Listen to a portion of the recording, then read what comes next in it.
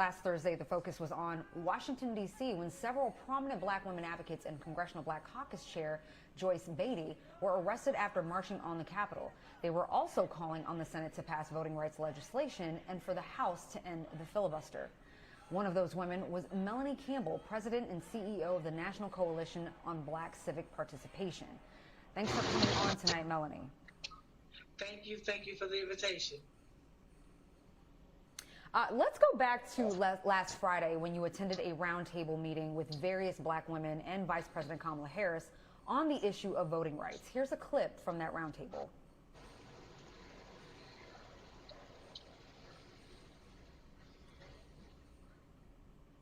Guys, are we going to play the clip? Let's be clear, not about any one racial group or gender group. This is about all Americans.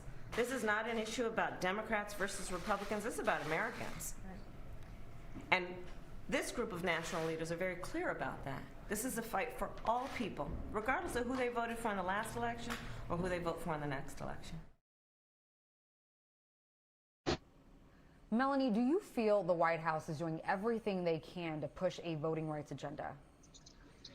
I think they're doing quite a bit, and I think they're going to do more based on, I've been in a couple of meetings, one with our civil rights leadership of the week before, and then, of course, we had a meeting with black women leaders who were really a part of pulling together our week of action, call to action around voting rights that ultimately ended up with our nonviolent civil disobedience on Thursday. So the conversation that we had, that both those meetings I've been in, it's really giving them recommendations and then hearing from them what they can do. And so I think that they'll continue to do more, and especially when it comes to utilizing the bully pulpit and whole of government and being able to utilize all viable means to really continue to push. So definitely legislation, utilizing the Justice Department to try to mitigate these voter suppression laws as best they can, knowing that because the Voting Rights Act enforcement mechanisms have been really neutered based on Supreme Court cases from 2013 and then recently with Arizona. So for us, it's really meeting and providing those kinds of recommendations, but also hearing what they're doing. And so, yes, they could do more, but I think I'm cautiously optimistic they're going to do more, even more. Now, you've been on the ground talking with folks about the current assault on voting rights. What are their general thoughts and feelings about the president's efforts on this issue, especially given their strong support of his campaign? I think when it comes to what's happening on the ground, and folks want to see this administration, but not just the administration. The Congress has to pass something for the president to sign. So that's why we were at the Senate. That's why we were protesting at the Senate, because they're holding on to not moving because of the process, the rules, the filibuster require, unless you have 60 votes, you can't move legislation. So we're really trying to focus, as far as advocates are concerned, to meet with the administration, really encourage them to do more, but really also weighing in on the Senate to really move legislation, and knowing that, and looking at the fact that you have a few folks who just don't want to deal with the people. It's a For the People Act. Means that you should focus on the people and not the process. That's my opinion, a lot of my colleagues' opinion, that they really need to do something about that rule that requires 60 votes versus 50 plus 1.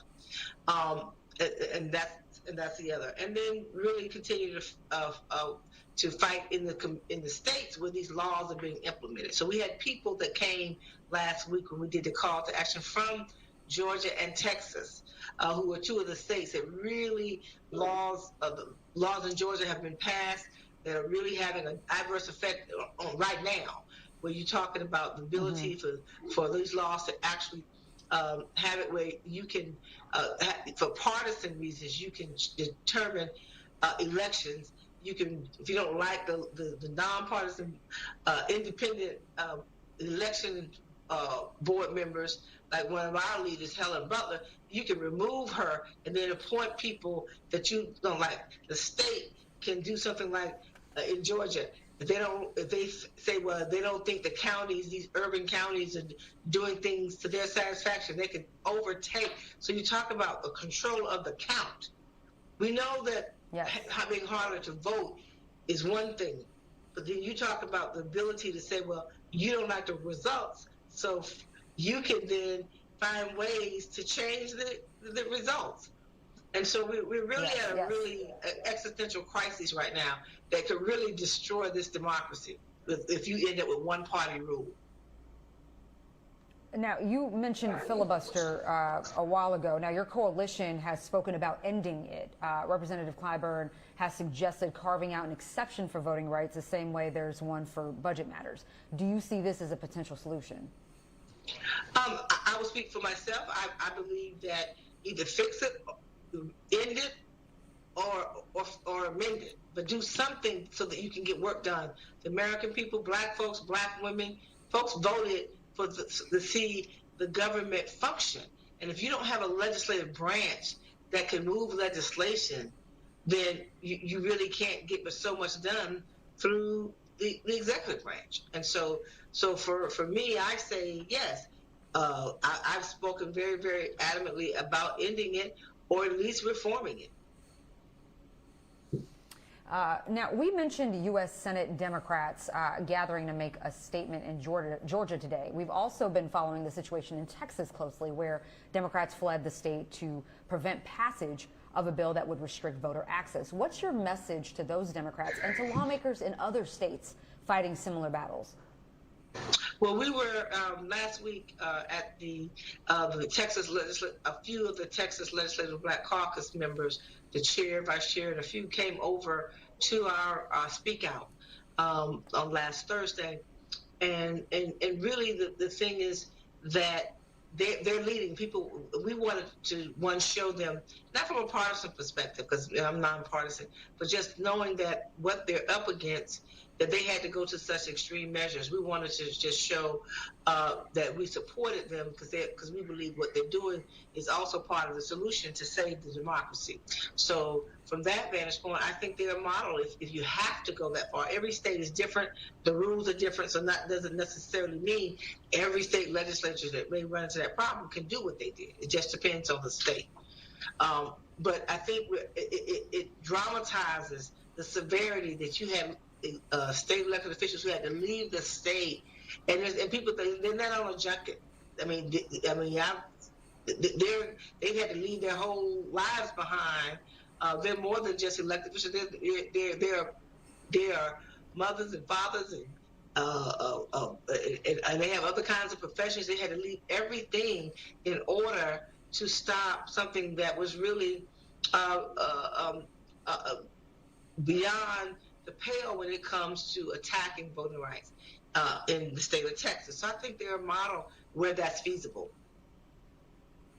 Tell us more about nonpartisan, any means, nonviolent action that's needed to do what we need to do, because we don't get a do-over if we don't get federal voting rights legislation passed in this country the way it's going, because we've never seen, I know I've never lived through this many states attacking voting rights the way they are.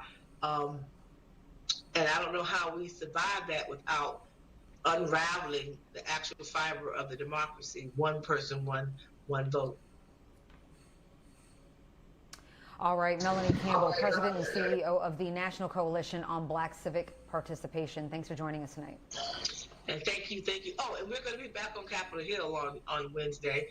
For the next 2 Wednesdays, we'll be out there. Wednesday, we'll be out there this Wednesday and next Wednesday until they go home, and then we'll be where they are at home, keep pushing for the People Act and eventually the John Lewis Act as well once it's written. Well, we'll be watching. Thank you again. Thank you so much.